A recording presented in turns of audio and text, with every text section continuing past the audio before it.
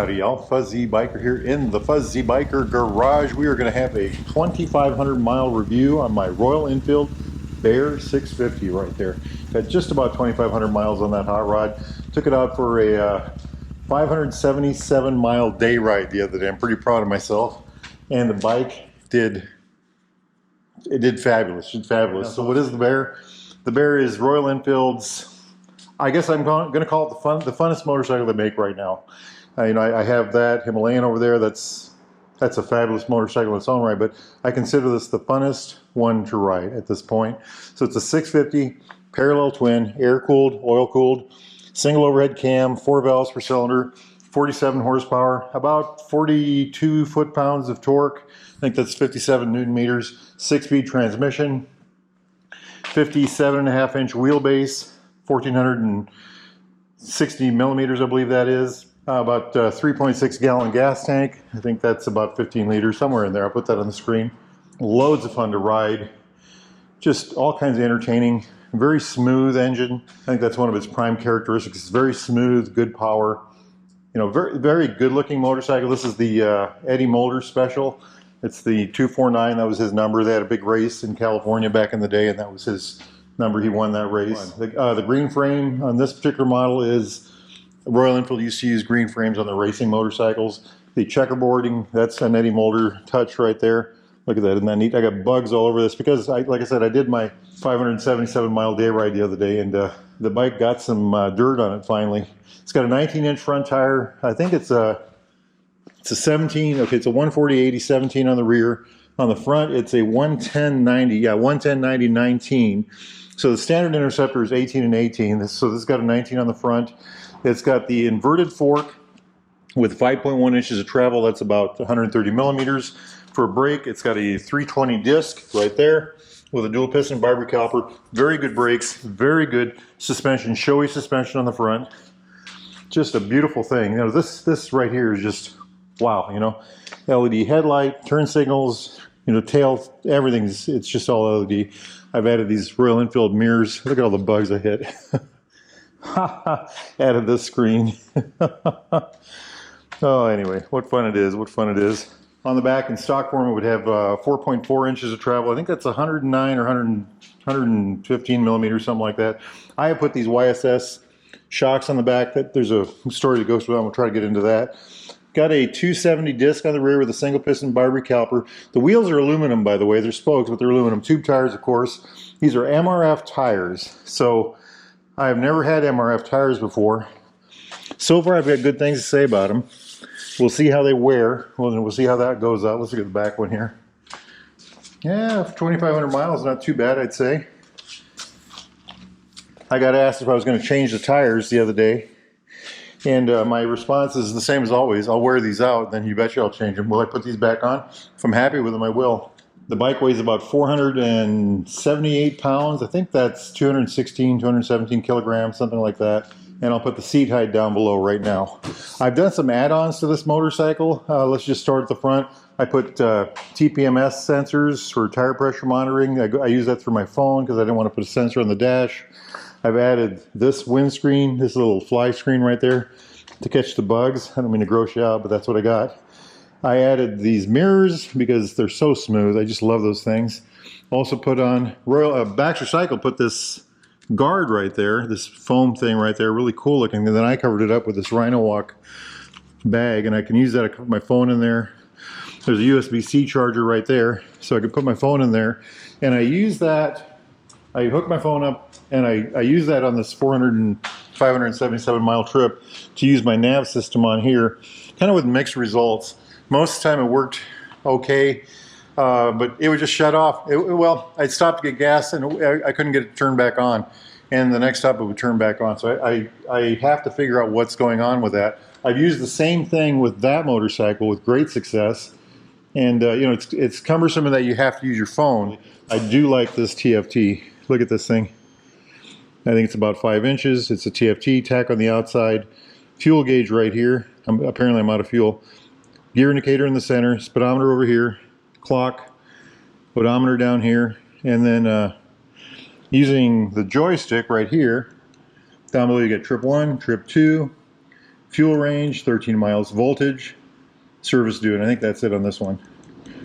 There are other options that go on there, but I deleted them. I don't want them. I think like fuel consumption and stuff like that.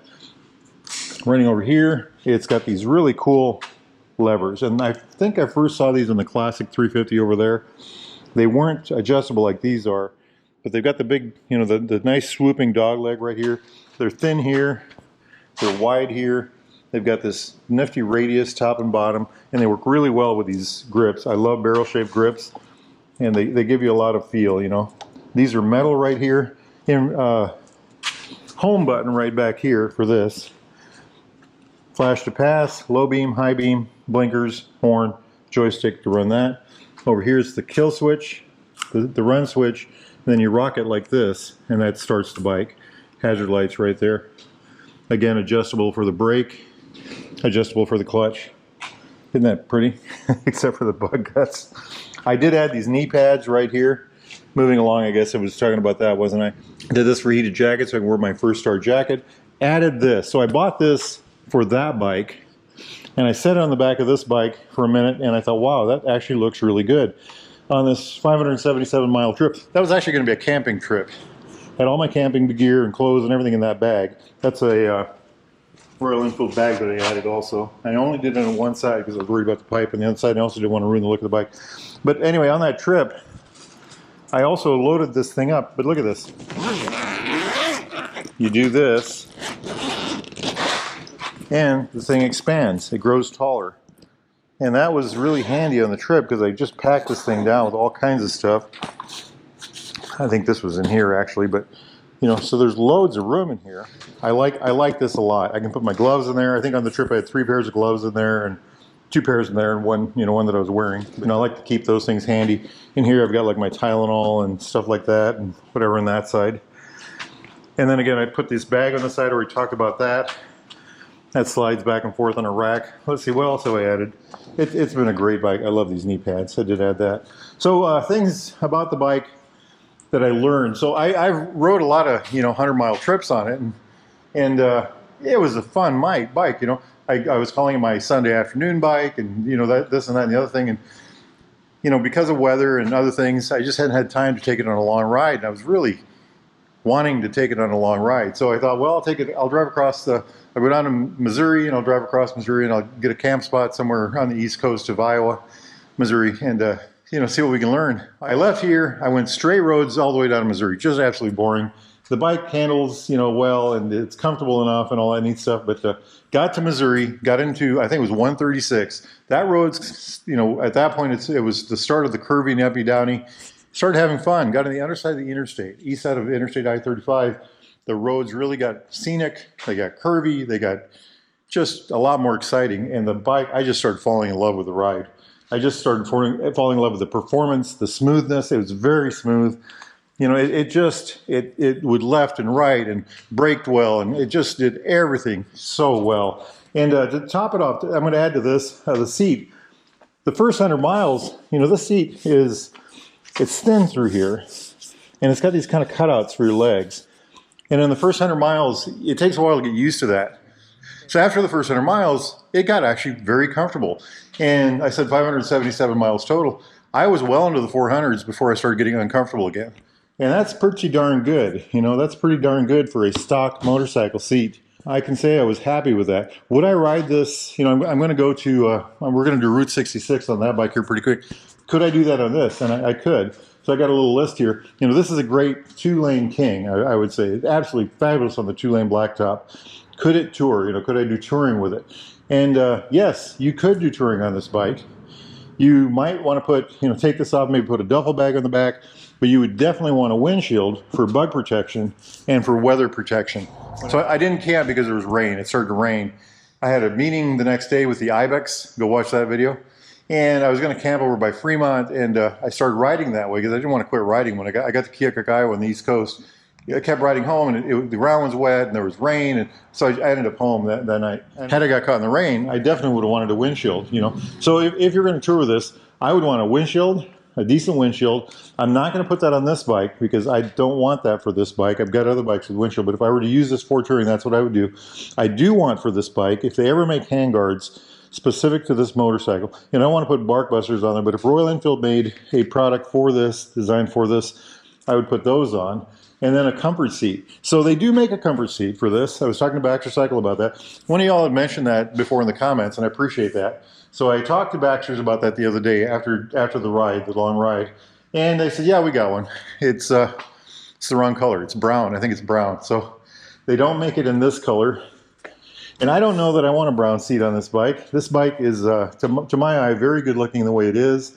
And I just don't want to add a different color seat to it at this point. So with those add-ons, this bike would tour. So let's go back to the motorcycle itself. Let's talk about the engine. You know, Royal Enfields are notorious for having to be broke in. You know, they run okay when they're new, but they run better as they get miles on. About 700 miles, I really started noticing this thing coming to life. 1,500 miles even more. Now it's got 2,500 miles. The engine runs smoother. The transmission shifts better. The suspension works better. Now I replaced the rear ones. I think I put these on at 700 miles. So, you know, I'm getting used to the bike. You know, when a bike breaks in, half of that is the rider getting used to the motorcycle. And I think I'm getting used to this one. The bike itself, you know, the little things are working better. Everything's coming, you know, together. What have I had for problems on it? I don't think I've had any problems with it really, other than in the initial suspension I thought was rather harsh. I thought that pretty religiously. Until I took this out for a 400-mile ride. This is my 97 Sportster. And I did 400 miles on this in a couple days. And if you want to talk about a hard suspension, ride one of those. So it's actually a pretty good suspension stock. It's just that it needed something more, and I did the YSS. I've got the YSS on this bike, and I just love them. So now I've got it on this. It's a very good ad for the cost, you know. Let's kind of check this thing out. You can get a sump guard. You can get a headlight cover. I suppose I could add heated grips if I wanted to travel with it. I already mentioned the seat. I'm pretty happy with the bike overall. I like it a lot. I like it a lot. So 2,500 miles, I'm going to give it the old fuzzy biker okie dokie. How's that sound? Now, if y'all are interested in a motorcycle like this, or you know, Royal Enfield, Triumph, I got one around here somewhere back in that corner. Classic motorbike of any type, you know, classic British motorcycle. Need parts, accessories, thingamajigs, doodads, anything at all. Helmets, jackets, gloves, boots, socks, underwear. Get yourself over to Baxter Cycle in the mighty metropolis of Marnie, Iowa, or go to baxtercycle.com. Tell those fine folks that Fuzzy, that's me, sent you. Hit like and subscribe. Life is good. Get yourself out there and ride, my friends. Wahoo! Wahoo! Wahoo! Wahoo! Wahoo!